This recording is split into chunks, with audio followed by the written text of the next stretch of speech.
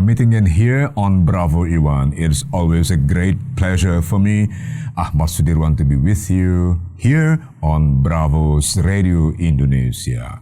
This time, as I promised previously, that we're going to talk about presidential candidates that have emerged as the most favorite names or public figures for most Indonesian people, at least in the past year. We know that the Indonesian presidential candidate will be held in February 2024, to be exact, on February the 14th, 2024. But names have been circulating around for the past 2 years, and more so, or more particularly in the past 1 year.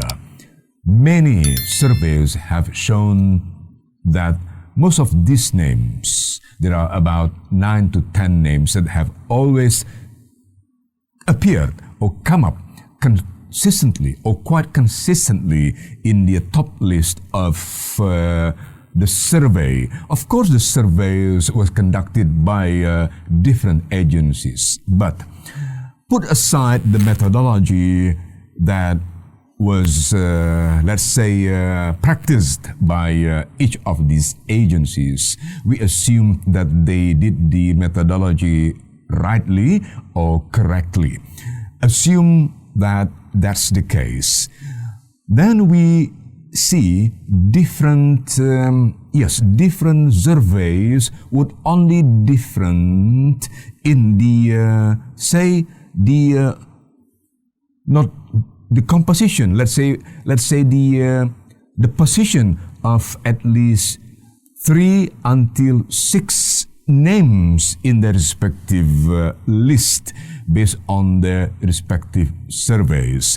More recently, some of these surveys have shown that at least 3 names are very consistent in that respect. So, candidates such as Prabowo Subianto, Ganjar Pranowo, and Anies Baswedan have always appeared in the top 3 of most surveys conducted by different surveys. And after these 3 names, there are other names that have always appeared as well in that top list. These names include names such as Sandiaga Uno, for instance, and then there's also Ridwan Kamil, as we can see in the table.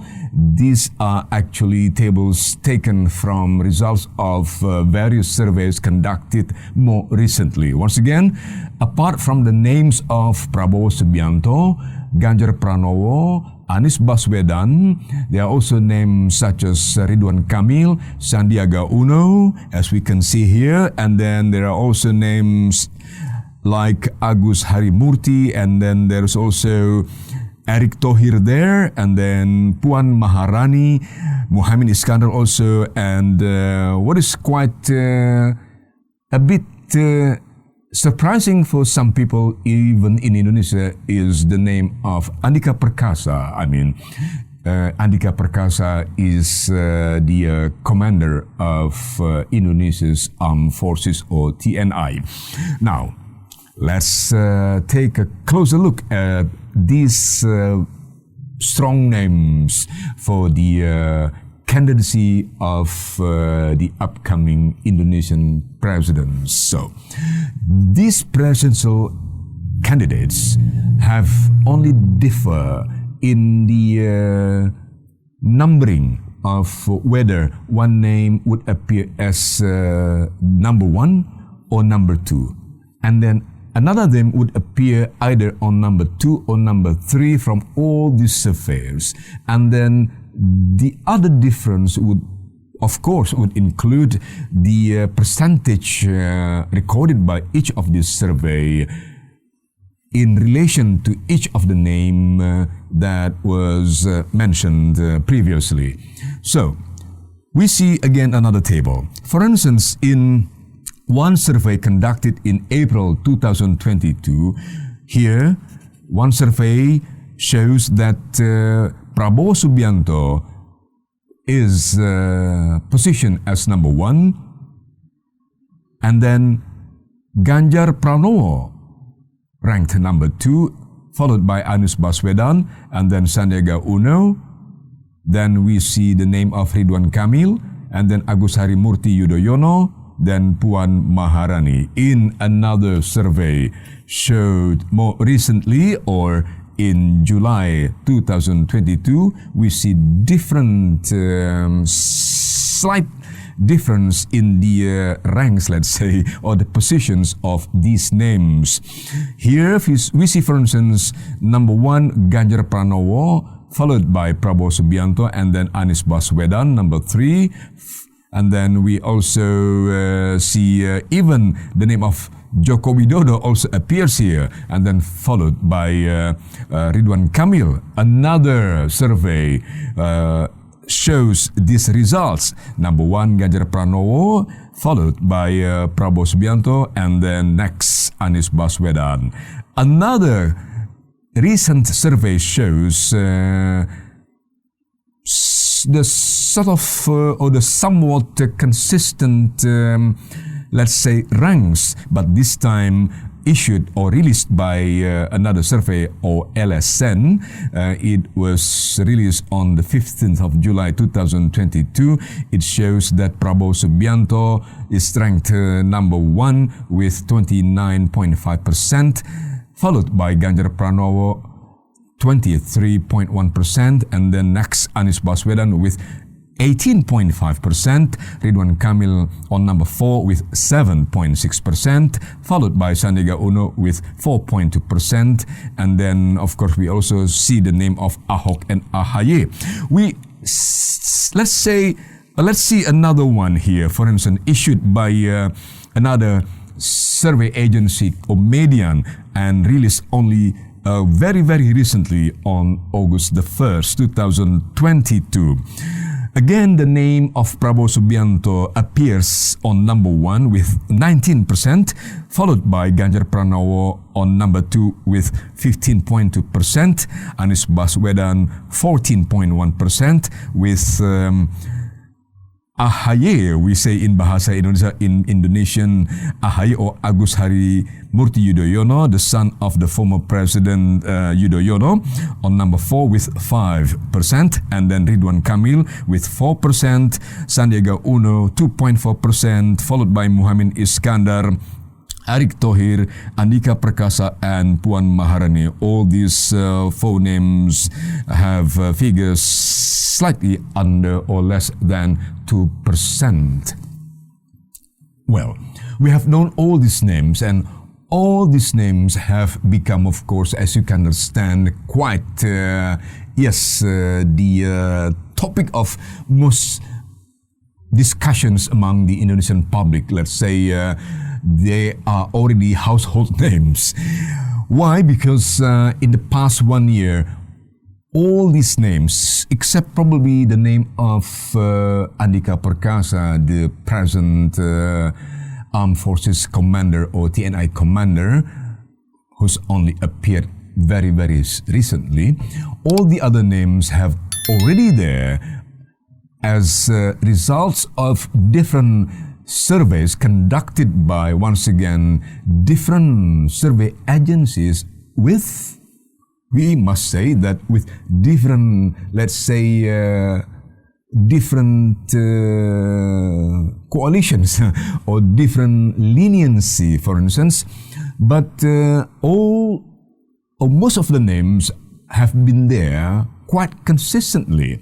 For instance, the top 3 would only consist of 3 names between Prabowo Subianto and Ganjar Pranowo and Anies Baswedan, or Ganjar Pranowo, Prabowo Subianto, or Anies Baswedan. As sometimes the name of Anies Baswedan would appear on number 2. So let's take a much closer look now at these 3 names. Who's Prabowo Subianto?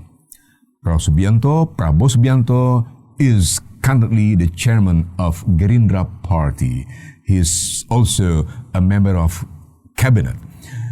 President Joko Widodo elected him or selected him to be a member of his cabinet, of course, the current cabinet. So we know that Prabowo Subianto is the defense minister. Now, who's Ganjar Pranowo? Ganjar Pranowo, as you know, is the current governor of Central Java province, of course, a province with quite a big population, very big. Central Java has big population and, of course, big number of constituents there. Then, of course, we know Anies Baswedan. Until October 2002, Anies Baswedan is the governor of the capital city, Jakarta.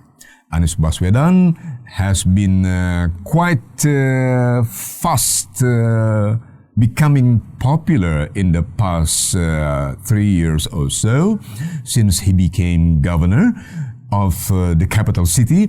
Anies Baswedan has been the favorite, they say, among certain segments of the Indonesian society. And reportedly, Anies Baswedan has been the favorite name for those reportedly more associated with the more religious side of the society, let's say more Islamic. That's for Anies Baswedan. Whereas Ganjar Pranowo, we know, he's of course the current governor of Central Java, but he's been a member of the ruling party PDIP for long time. He's a very senior politician indeed. That's Ganjar Pranowo. He's become very popular, talked about in almost, of course, as you can imagine, all households in Java, in particular in Central Java area, which is again a province with a large population. Then, of course, we know Prabowo Subianto, the defense minister.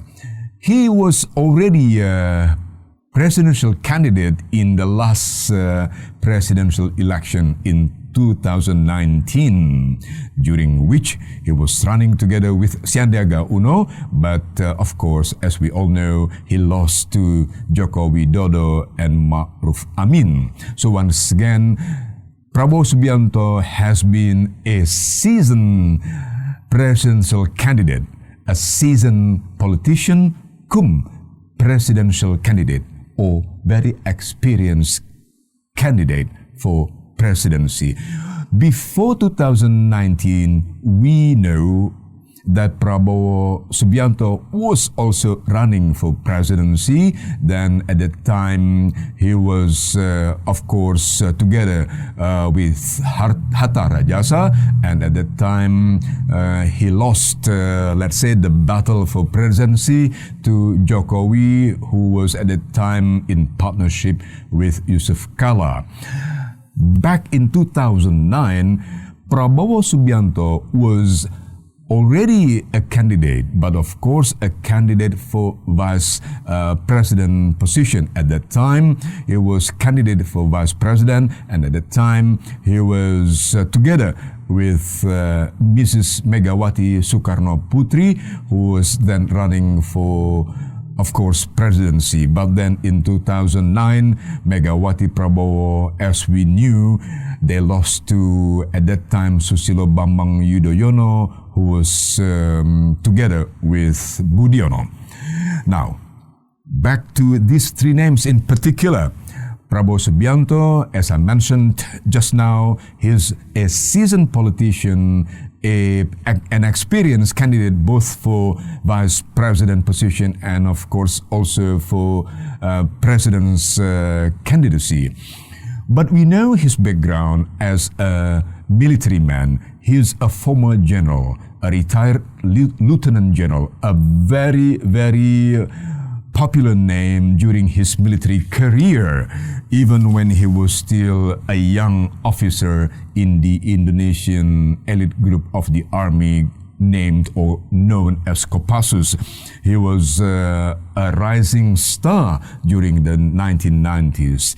And then when he's getting into politics in 2000. In the 2000, he was soon known as yes, an astute politician, as he was making his party, Gerindra Party, becoming one of a new party back in 2009 to have seats at the Indonesian Parliament, the House of Representatives, or DPR. And then we know that even though he lost the presidential election in 2014, his party, Gerindra Party, got more seats in the parliament than in the latest general election for parliamentary members in 2019. His party, Gerindra Party, even managed to get higher number of seats at the parliament, and in fact,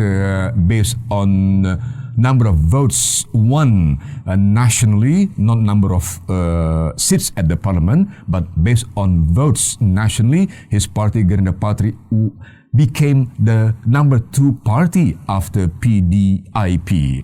So now, at the parliament, his party, Gerindra Party, was number 3 in terms of number of seats in the parliament once again after PDIP and Golkar. But of course, the difference between Gerindra Party and Golkar Party is very slight. So it shows how meticulous Prabowo and how fast he's learning to become a politician of that caliber, high-rank caliber, managing to not only becoming a very popular name as the strongest presidential candidate now, but also the fact that his party, Gerindra Party, is in fact in the top 3 of political parties in the country, if not number 2. That's a fact. After that, we know this very senior politician from PDIP, Ganjar Pranowo, who became the governor of Central Java since several years ago, and then he became even more popular with his very unique, of course, appearance in the public. In particular, he is very easily recognized by people in general. So he has somewhat similarity, according to some people, including even to some media people, in the way he would appear before members of the public. Some sort of similarity with President Joko Widodo when Jokowi first entered the political arena in Indonesia, when he became the governor of Jakarta, and then later he was running for presidency in the 2014 presidential elections. So Ganjar Pranowo is once again the very favorite candidate for most people, for many people, at least for many people in Java in particular. But it is well understood by many members of the Indonesian society that Ganjar Pranowo may not be able to actually go further or to run officially for presidency simply because he is yet to get the support of his own political party, PDIP.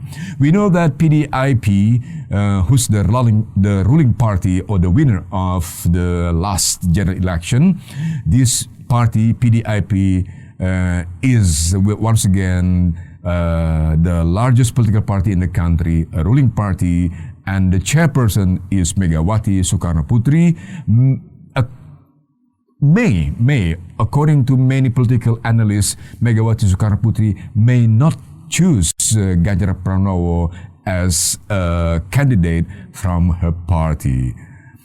Now, what is very interesting is that at the same time, all these past months, in particular in 2022, the name of Ganjar Pranowo is still quite up there in the list, not only as shown by the results of different surveys, as I mentioned in the opening part, but also the fact that Ganjar Pranowo has also been mentioned by another political party, Nasdem Party. Recently, Nasdem Party declared openly that they are considering several names to become candidate for presidents from their side. So the Nasdem Party's presidential candidates, as the parties issued recently, include Ganjar Pranowo beside other names actually, two other names. What are the other two names? Yes, Anies Baswedan and, quite surprisingly, Andika Perkasa, the commander of the Indonesian Armed Forces. Okay, now back to the top three names. The third name is Anies Baswedan, who's currently still governor of the capital city, Jakarta. Anies Baswedan is not a political party man. He belongs to no political party, but some people would understandably associate him with certain party where he was once involved as one member of that group before that group became a party called Nasdem.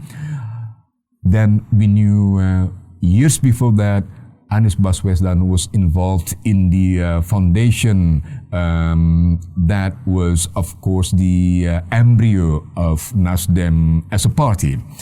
But what is very interesting is that Anies Baswedan began his career as, of course, we know, as an academic or academician actually.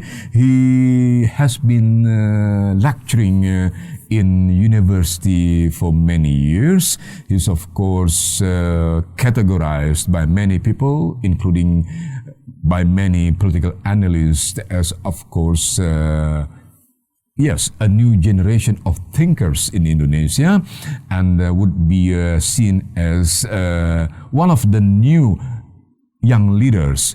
Back to 5 to 7 years ago, he was first start rising in the country's political arena. Now, particularly in the past 3 years, his name has become the household name as well. Not only in Jakarta, the capital city, but also in western part of Java, which would include two provinces actually, West Java province and the province of Banten. Reportedly, many constituents in these two provinces, in particular in West Java, would be more inclined to Anies Baswedan. Reportedly, as I would understand from many political analysts, but of course that could just be assumptions made by political analysts.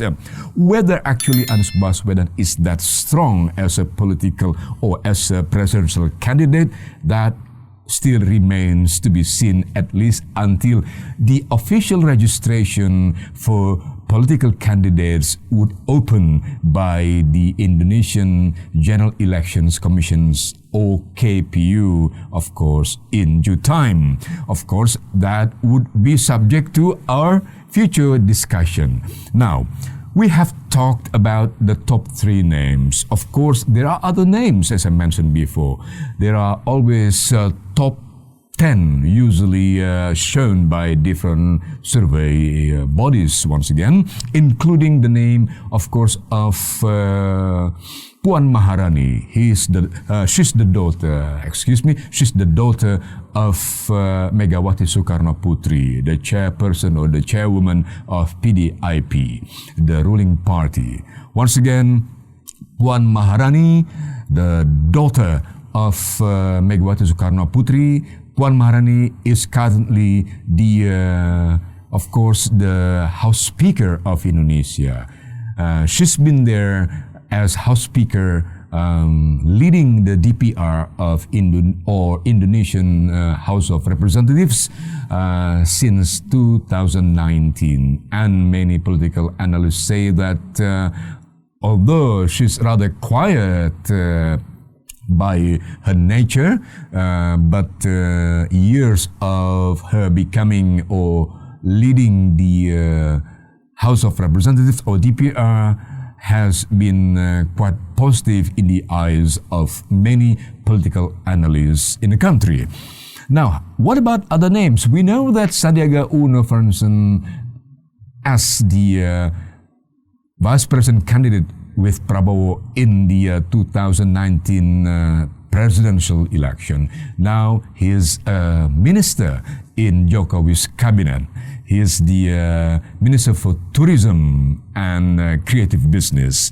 He's a minister. His background is, of course, as most Indonesians know, of course, a businessman. He's been in business for many years, decades of his life. Then he became a politician. His party is Gerindra Party, and once again he's now a member of the cabinet. He's once again a minister in Jokowi's cabinet at present. But there's another name who's also minister in Jokowi's cabinet, now considered as quite a strong candidate for vice president position. Who is he? Yes, Erick Thohir, a long-time businessman. He is also representing, quote-unquote, a new breed of leaders in Indonesia. With business background, he's now in the cabinet already since the new cabinet of Jokowi was performed following the 2019 presidential election result. He's shown some works, some results as he's heading this ministry of state companies or state agencies, or known as BUMN in Indonesian or in Bahasa Indonesia. So many people say, including many analysts, say that Erick Thohir has been very successful as Minister of BUMN. But of course, aside from these names, we also know another name, Ridwan Kamil, who's currently the governor of West Java. He's also another interesting candidate. At least, as many people say, if not for president's position, he is quite a very promising or strong candidate for vice president position. Ridwan Kamil has quite a unique background, actually. He used to be an architect. Yes, he graduated from the Architecture Academy in Bandung, and then we know that he also got further education in the United States, just like Anies Baswedan. And then he's been considered also successful in, of course, in leading West Java, another province with huge population, since he became the governor of the province. But of course, we should not ignore other names. We understand that there's also these names like Agus Harimurti Yudhoyono, the son of the former president Susilo Bambang Yudhoyono. AHY, known as AHY, Agus Harimurti Yudhoyono is now chairman of his own party, the Democrat Party. And the party has got also seats at the parliament. AHY himself is still considered very relatively young leader from that new breed of leaders, and he's got also military background, the army. But he resigned from the army a number of years ago to get involved or to be in politics fully, and then he was chosen by his party to lead the party, the Democrat Party. So we cannot ignore other names beside all the top three names and other relatively strong names following the top three names. They are all as candidates for next president. So Indonesians are gearing up to this one of the most, of course, important agenda for Indonesian people, particularly as Indonesia is entering the next era. The general elections, including the presidential general election in 2024, would mark most people and particularly most analysts say a new era in the Indonesian leadership. How new it will be, then of course we need to wait until the election itself takes place and the results then known. But of course there are expectations that there will be new names coming up or appearing as the new leader. But of course we know that Prabowo Subianto, for instance, is not really a new name, but the fact is that he's still a strong candidate until now. So it is becoming only more interesting by the month how this period leading up to the Indonesian general election and presidential election scheduled in February 2024 is now shaping.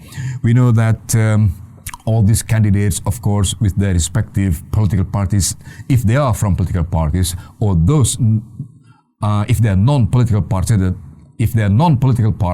men, but of course, then they are always associated with certain parties. But of course, each of them must have been busy, of course, behind the public eyes to prepare the best strategies for them, respectively, in the run-up of the Indonesian presidential election. So, that would wrap up our edition this time on Bravo Iwan. But of course, we will take another detailed look into each of these candidates in the next episode of Bravo Iwan. Thank you very much.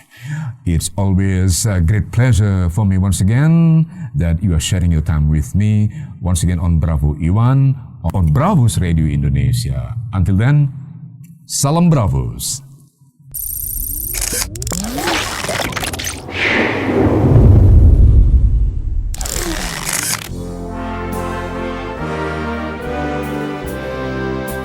Terima kasih Anda masih terus mendengarkan Bravos Radio dari Batu Ampar 1 nomor 6 Kramat Jati Jakarta Timur. Bravos, your digital radio station.